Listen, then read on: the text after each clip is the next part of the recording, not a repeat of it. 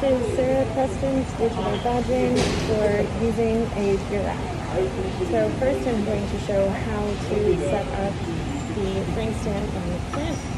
I'm going to thread the clamp onto the ring stand and tighten the screw from the back until it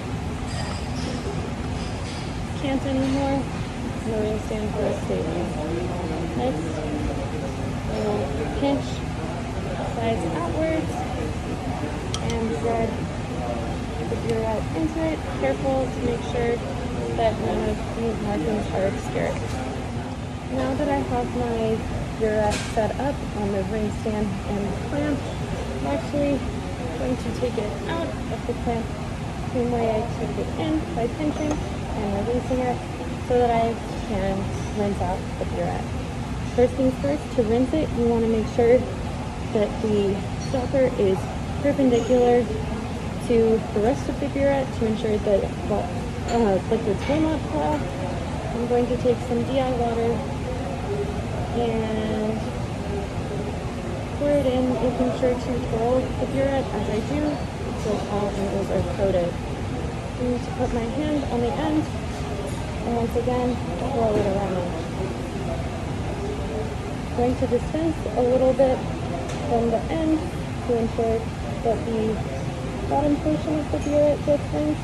I'm going to rotate it a couple times so that the club is also thoroughly rinsed. And then I'm going to dispense into my waste beaker, also once again twirling the Buret. Procedure can be done multiple times to ensure a cleaner Buret. I'm going to move on to rinsing with my solution, which for today will be colored water. In order to do that, I'm going to place my Buret back in the clamp so that I can use a funnel to pour it in from the beaker. Here is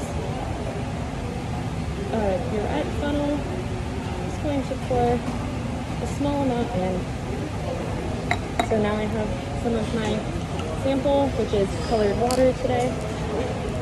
I'm going to once again rotate the stopper at the bottom to ensure that some of the solution falls into the tip, and now you can see that this is more blue, so our colored water solution has entered the Buret tip. And then going to once again rotate my Buret as I dispense the liquid solution from the top into my waste beaker. Now that the Buret is adequately cleaned, I'm going to place it back into the clamp and fill it up. Once again using the Buret funnel. I am going to pour my solution into the Buret above the 0 ml calibration mark.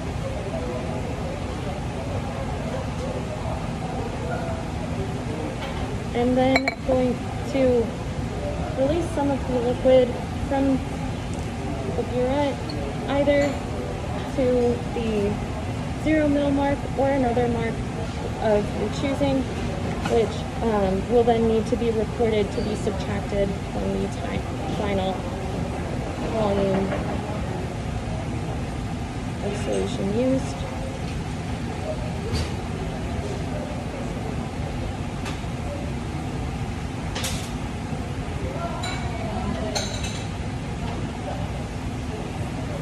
There we go. And here you can see my meniscus is just below the 0 ml point, so I will need to record and measure even that tiny amount that is off, which appears to be at 0.04 mils. So now I am ready to begin titrating my sample. So I'll exchange my waste beaker for the Erlenmeyer flask, which has my titrant in it. I'm going to lower the Buret so that the tip of it is within the neck of the flask, and then I can rotate to perpendicular and then dispense my solution.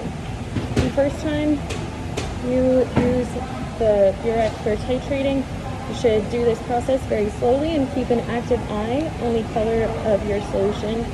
However, on following trials, once you know how much volume roughly it will take to titrate, you can titrate to within a few mils of the point from your first trial and then start to go slower from there.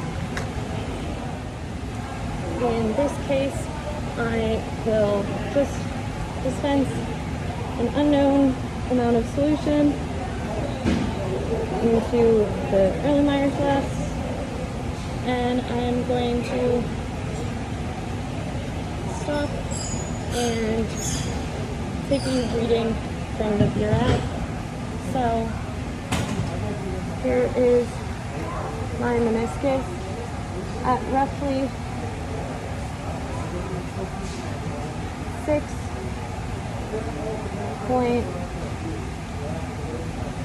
5.51 mils. We can measure to the hundredths place because there are gradations to the tenths place, and then we can estimate from there.